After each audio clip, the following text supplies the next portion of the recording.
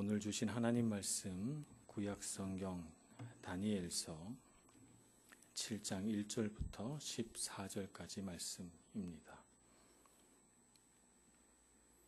구약성경 1244쪽 다니엘서 7장 1절 말씀부터 14절까지 저와 여러분이 한 절씩 교독하도록 하겠습니다. 바빌론 벨사살 왕 원년에 다니엘이 그의 침상에서 꿈을 꾸며 머릿속으로 환상을 받고 그 꿈을 기록하며 그 일의 대략을 진술하니라. 다니엘이 진술하여 이르되 내가 밤에 환상을 보았는데 하늘에 네 바람이 큰 바다로 몰려 불더니 큰 짐승 넷이 바다에서 나왔는데 그 모양이 각각 다르더라. 첫째는 사자와 같은데 독수리의 날개가 있더니 내가 보는 중에 그 날개가 뽑혔고 또 땅에서 들려서 사람처럼 두 발로 서게 함을 받았으며 또 사람의 마음을 받았더라. 또 보니 다른 짐승 곧 둘째는 곰과 같은데 그것이 몸 한쪽을 들었고 그 입의 이 사이에는 새 갈빗대가 물렸는데 그것에게 말하는 자들이 있어 이르기를 일어나서 많은 고기를 먹으라 하였더라.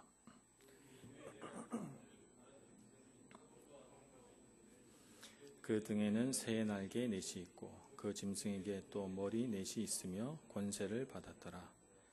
내가 밤 환상 가운데에 그 다음에 본 넷째 짐승은 무섭고 놀라우며 또 매우 강하며 또 쇠로 된 큰 이가 있어서 먹고 부서뜨리고 그 나머지를 발로 밟았으며 이 짐승은 전에 모든 짐승과 다르고 또 10뿔이 있더라. 내가 그 뿔을 유심히 보는 중에 다른 작은 뿔이 그 사이에서 나더니 첫 번째 뿔 중에 셋이 그 앞에서 뿌리까지 뽑혔으며 이 작은 뿔에는 사람의 눈 같은 눈들이 있어 또 입이 있어 큰 말을 하였더라. 내가 보니 왕좌가 놓이고 옛적부터 항상 계신 이가 좌정하셨는데 그의 옷은 희기가 눈 같고 그의 머리털은 깨끗한 양의 털 같고 그의 보좌는 불꽃이요 그의 바퀴는 타오르는 불이며 불이 강처럼 흘러 그의 앞에서 나오며 그를 섬기는 자는 천천히요 그 앞에서 모셔 선 자는 만만이며 심판을 베푸는데 책들이 펴 놓였더라. 그때에 내가 그 작은 뿔이 말하는 큰 목소리로 말미암아 주목하여 보는 사이에 짐승이 죽음을 당하고 그의 시체가 상한 바 되어 타오르는 불에 던져졌으며 그 남은 짐승들은 그의 권세를 빼앗겼으나 그 생명은 보존되어 정한 시기가 이르기를 기다리게 되었더라. 내가 또 밤 환상 중에 보니 인자 같은 이가 하늘 구름을 타고 와서 옛적부터 항상 계신 이에게 나아가 그 앞으로 인도되매 그에게 권세와 영광과 나라를 주고 모든 백성과 나라들과 다른 언어를 말하는 모든 자들이 그를 섬기게 하였으니 그의 권세는 소멸되지 아니하는 영원한 권세요 그의 나라는 멸망하지 아니할 것이니라. 아멘. 다니엘서가 전체를 그 어떤 문학적인 장르로 구분을 해본다면 다니엘서는 1장에서부터 6장 또 7장에서부터 그 마지막까지 이렇게 구분을 해볼 수가 있습니다. 오늘 그 다니엘서의 2부가 되는 7장이 시작이 되는데 이 7장부터는 소위 말해서 묵시주의 혹은 묵시문학이라고 일컬어지는 그런 아주 독특한 형태의 계시록이 여기에서부터 이제 시작합니다. 보통 이제 묵시문학을 계시록 혹은 묵시록 이렇게 말하기도 하고 영어로는 아포칼립스 혹은 아포칼립틱 이렇게 부르기도 합니다. 이것이 이제 그대로 신약 시대까지 계승돼서 만들어진 묵시록이 요한계시록이다. 우리가 이렇게 알면 되겠습니다. 그래서 오늘 다니엘서 7장을 이렇게 읽다 보면 요한계시록에 나와 있는 어떤 부분과 매우 흡사하다 하는 것을 알게 되고 실제로 요한계시록 13장을 읽어보면 이 다니엘서 7장의 말씀과 매우 흡사하다 하는 것을 알게 됩니다. 그러면 묵시서 혹은 묵시록이라 일컬어지는 이 독특한 장르의 성경 말씀은 도대체 무엇을 가리키는 것인가 하는 것을 우리가 좀 먼저 알고 시작을 해야 됩니다.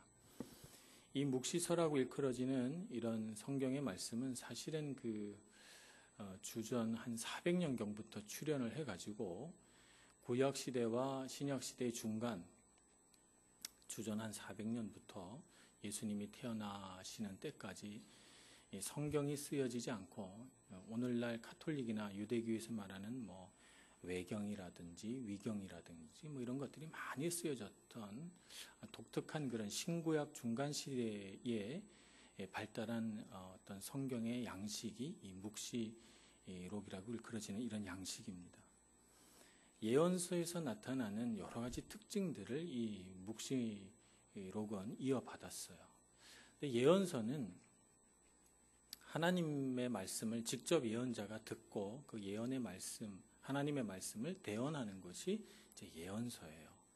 그렇기 때문에 이 예언서에는 하나님과 하나님께 부름받은 선지자 이렇게 두 사람 사이에 어떤 놀라운 일들이 벌어지고 그런 과정 가운데 하나님께서 대언하게 하시죠. 그래서 에스겔서 37장 같은 경우에는 하나님께서 직접 에스겔을 데리고 가서 대언하라 이렇게 말씀하셔서 마른 뼈에게 하나님의 말씀을 대언하는 것을 볼 수가 있어요.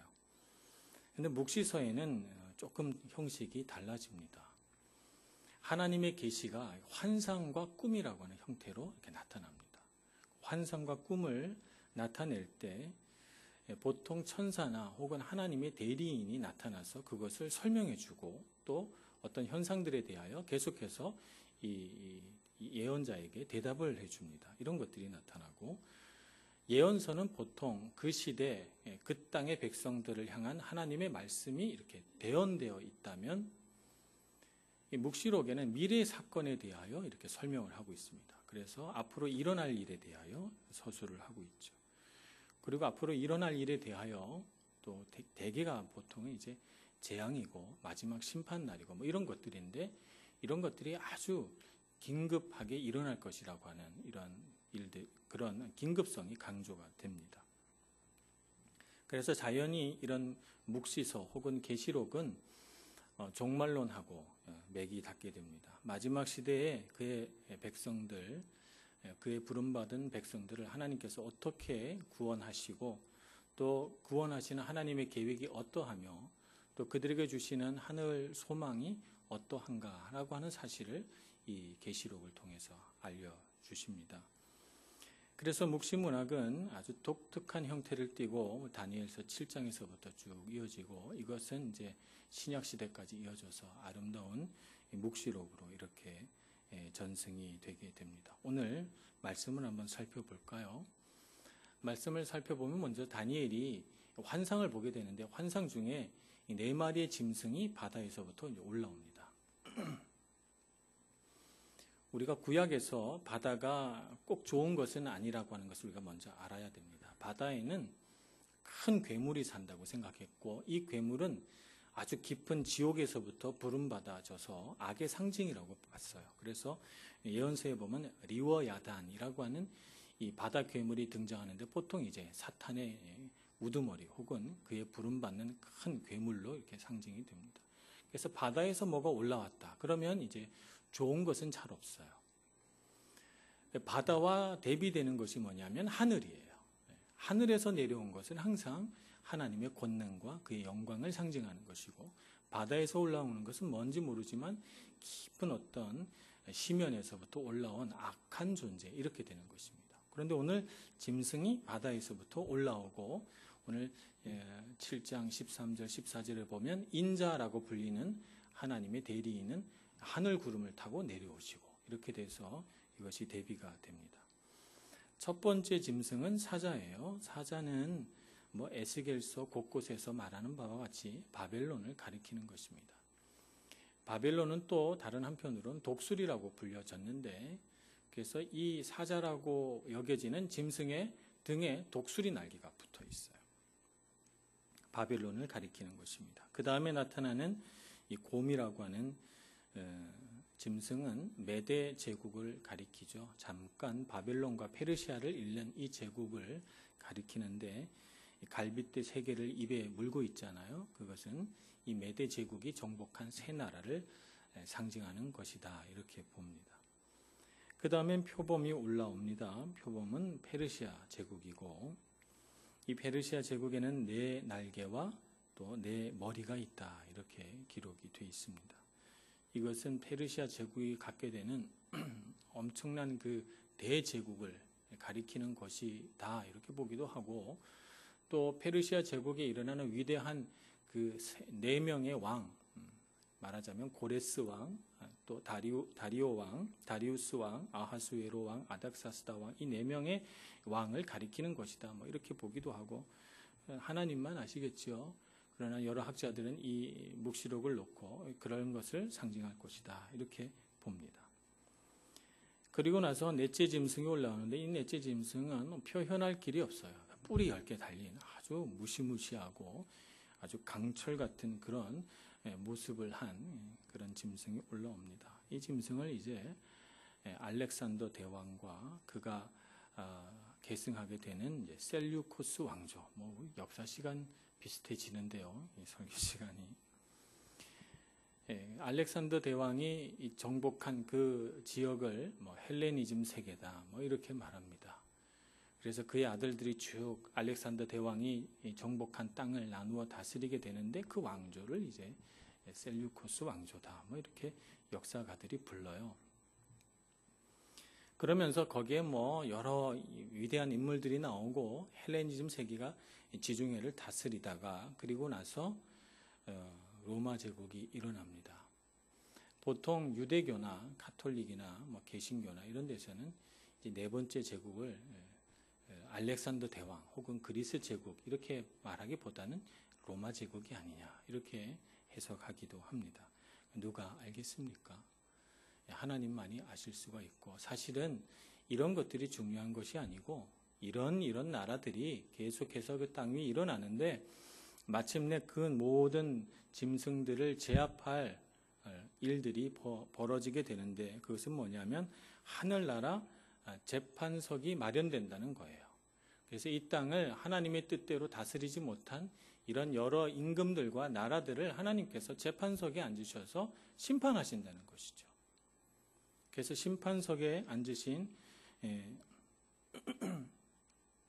정말 보좌가 불꽃 같고 그 바퀴가 불 같은 그런 보좌에 앉으신 그 높으신 이가 나타나셔서 심판하시게 된다는 것입니다.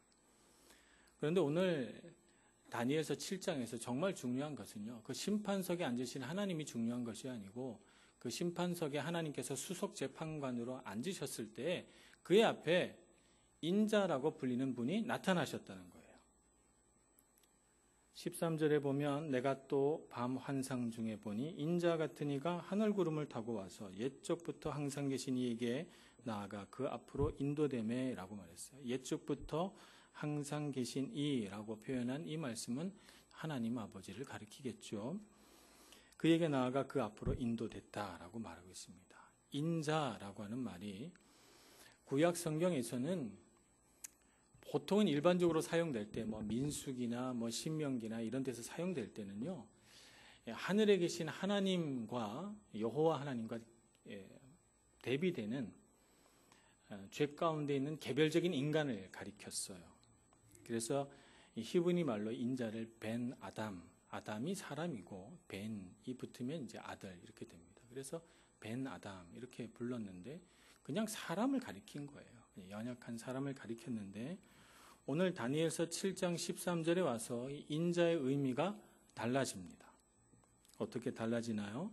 신적인 존재가 돼요. 하늘 구름을 타고 내려오시는 분이 됩니다. 그래서 더 이상 인자는 그냥 연약하고 육체를 입은 한 인간을 가리키는 것이 아니라 하나님께 부름받아 이 재판석 앞에서 하나님의 권능과 위엄을 가지고 세상을 재판하실 재판관으로서의 어떤 신적인 존재로 등장하기 시작합니다.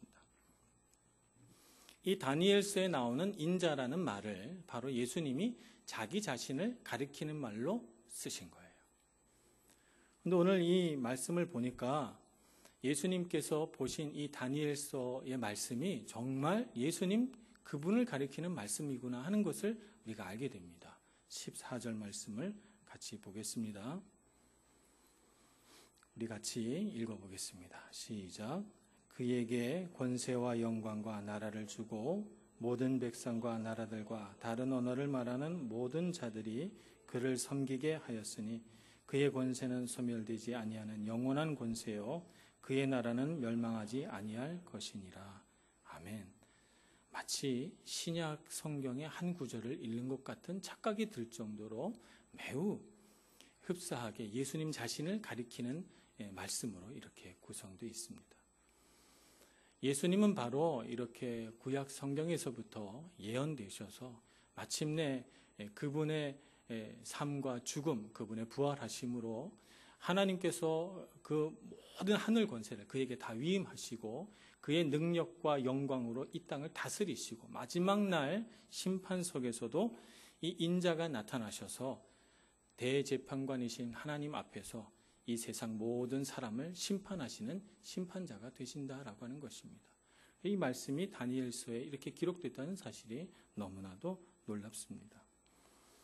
오늘 우리는 예수님을 어떤 분으로 기억하고 있는가? 예수님에 대해서 우리가 얼마나 알고 있는가? 우리 예수님의 모습에 대해서 너무 작은 부분만 알면서 예수님을 다 알았다 이렇게 생각하는 경향이 있습니다. 예수님은 어떤 분이신가? 하나님께서 이 땅에 사람의 모습을 입어 내려보내셔서 사람이 되게 하셨고 사람의 몸을 입고 내려오셨지만 하늘 권세와 영광을 드러내실 분이시고 하나님으로부터 죄로 인하여 멀어져 버리고 그 모든 희망과 영의 소망이 끊어져 버린 사람들을 마침내 하나님의 뜻대로 구원하여 하나님 백성 되게 하실 놀라운 능력과 헌신과 희생의 능력을 가지신 분이세요. 그래서 모든 입으로 예수님을 향하여 주로 시인하게 하고 모든 무릎이 그의 앞에 꿇게 하고 모든 영광이 예수님을 향해지도록 그렇게 미리 계획되었다는 것이죠. 그래서 우리는 예수님을 향해서 영광과 존귀를 올려드리는 것입니다. 예수님은 이런 사실에 대해서 알았을까 몰랐을까요? 예수님은 알고 오셨어요. 알고 오셔서 예수님 자신을 표현할 때 이 인자라고는 다니엘서 7장에 나오는 인자라는 표현보다 더 정확한 표현은 없다고 생각하신 것이죠. 그래서 예수님께서 자기 자신을 가리키실 때 항상 예수님은 인자가라고 말하셨습니다. 예수님께서 인자가라고 말할 때에는 우리가 그 인자라는 말 안에 여러 가지 의미가 함축되었다는 것을 알아야 돼요. 여러 가지 의미가 함축되어 있는데 그 첫 번째는 뭐냐 하면 사람의 아들이 되셨다는 거, 하나님이 사람이 되셨다는 거죠. 성육신 하셨다는 것이죠. 그래서 성육신 하신 하나님, 육신을 입고 오신 하나님, 그래서 사람의 모습으로 계시지만 그러나 하늘의 능력과 권세를 가지신 주님으로서 자기 자신을 드러낼 때 인자가라고 말씀하십니다. 그래서 인자의 능력으로 사람을 고치시고 인자의 능력으로 사람을 죄에서 해방하시고 인자의 능력으로 세상에 평화를 가져오시는 그렇게 신적인 권위를 사용하실 때 인자다라고 하는 말을 사용하십니다. 두 번째, 예수님께서 인자라는 말을 사용하실 때는 고난의 종으로 오신 자기 자신을 드러내실 때 인자다라고 하는 말을 사용하십니다. 이 땅에 오셔서 십자가를 지고 모든 사람의 죄를 지고 가신 세상 죄를 지고 가는 하나님의 어린 양으로서 자기 자신을 표현할 때 인자다라고 하는 말을 사용하시죠. 그래서 예수님께서 인자라고 하는 말을 사용하실 때는 그의 십자가가 그 말 안에 들어 있습니다. 고난받지 않으셔도 되고 하나님의 그런 영광과 능력을 갖고 와서 세상 왕들을 다 쓰러뜨려 버리고 그 놀라운 능력으로 세상을 막 구원하고 나라를 세우고 성벽을 쌓고 뭐 이렇게 해도 되고 능력을 무한히 발휘할 수 있는 분이시지만 그렇게 하지 않으시고 세상의 모든 죄를 그의 연약한 어깨에 짊어지시고 죽기까지 하나님의 사람들을 사랑하신 고난의 종으로 오신 예수님, 그분을 드러낼 때 인자다라고 하는 말을 사용합니다. 그래서 우리는 인자라는 말을 떠올릴 때 고통당하신 주님이라고 하는 것을 우리가 떠올려야 돼요. 그렇게 고통받지 않으셔도 되는데 우리를 사랑하셔서 십자가 지신 주님을 떠올려야 되죠. 마지막으로 예수님께서 인자라는 말을 사용하실 때는 마지막 날에 다시 오실 예수님 자신을 드러낼 때 인자를 쓰십니다. 인자가 하늘 구름을 타고 오는 것을 너희가 보리라 이렇게 말씀하시죠. 그래서 인자라는 말을 사용하실 때는 종말의 때, 마지막 때 이 온 하나님의 백성들을 구원하시기 위해서 마침내 오실 그분을 나타내죠. 그래서 마침내 그때에는 그 마지막 날, 마지막 때에는 하나님의 통치하심과 그분의 나라가 온전히 이루어질 것이다 라고 하는 것을 이 인자라고 하는 말 가운데 사용하십니다. 그래서 우리가 인자라고 하는 이 말 안에 여러 가지 뜻이 들어있다는 것을 알아야 해요. 그러나 이런 것들 우리가 다 기억할 수 없어도 꼭 알아야 하는 것 하나가 있는데 하나님께서 사람의 아들이 되셨다는 거예요. 사람의 몸을 입고 내려오셨다는 거죠. 이것을 영어로 이제 인카네이션이다. 그런데 이태리어로 하니까 훨씬 더 쉽게 이해할 수가 있어요. 인카르나지오네, 까르네가 되셨다는 거죠. 육체를 입고 이 땅에 오신 거예요. 그래서 그분이 우리와 같이 되셔서 우리와 같이 배고프고 추위를 타고 괴로움 당하시고 아프셨고 괴로우셨고 우리와 같이 울기도 하셨고 우리와 같이 기뻐하시기도 하셨고 우리와 같이 터덜터덜 먼지 나는 길을 걸어가시기도 하셨고 우리처럼 외롭기도 하셨고 우리처럼 인생의 어떤 고비에서 말할 수 없는 고뇌와 번민도 가지신 분이 바로 예수님이다 라고 하는 사실을 우리가 알아야 돼요. 왜 그렇게 하셨을까?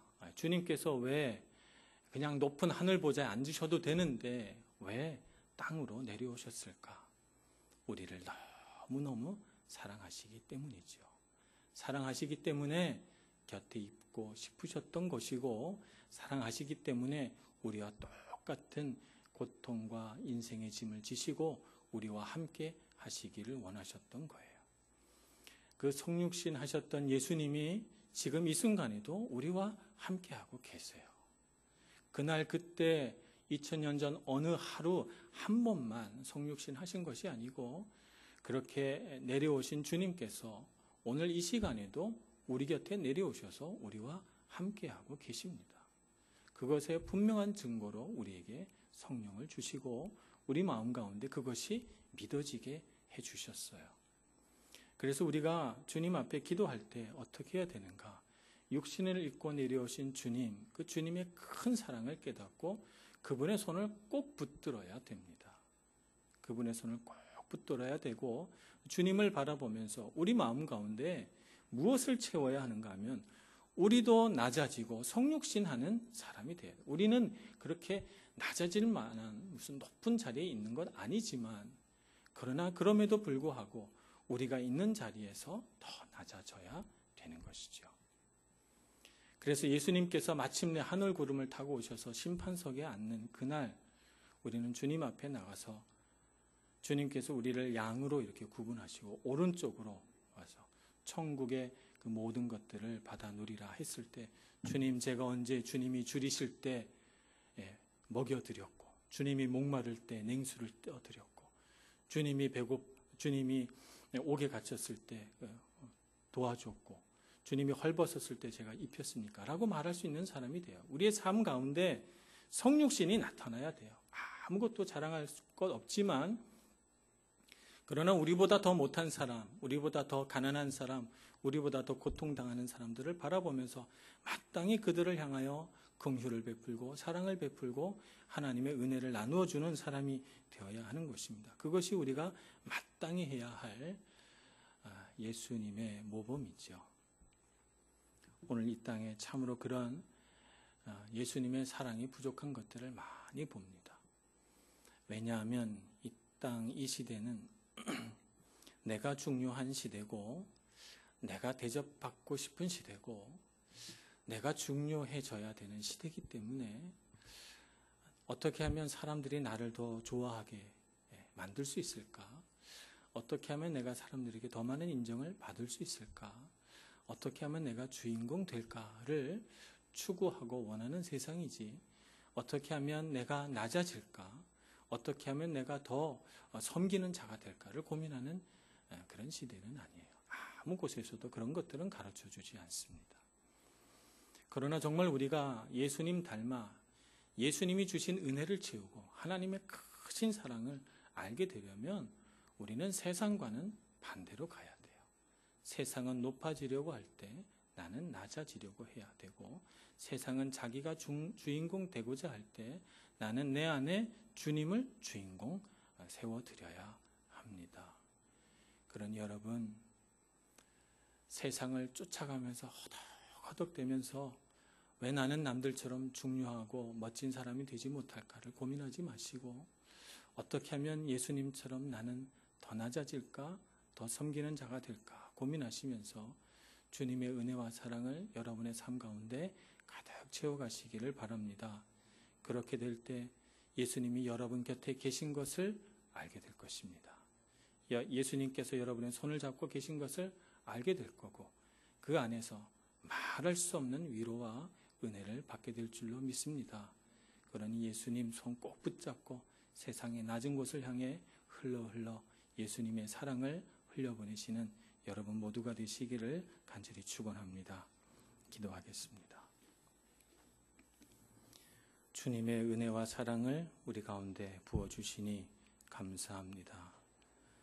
주님의 참 주님 되심을 깨달아 알게 해주시고, 우리로 하여금 이 세상의 허탄한 지식과 세상의 헛된 자랑을 붙잡지 않고 오직 주님의 낮아지심과 주님께서 사랑 베푸심을 깨닫고 늘 주님 뒤따라 예수님 닮아가는 저희들 다 되게 하여 주시옵소서. 예수님의 이름으로 기도합니다.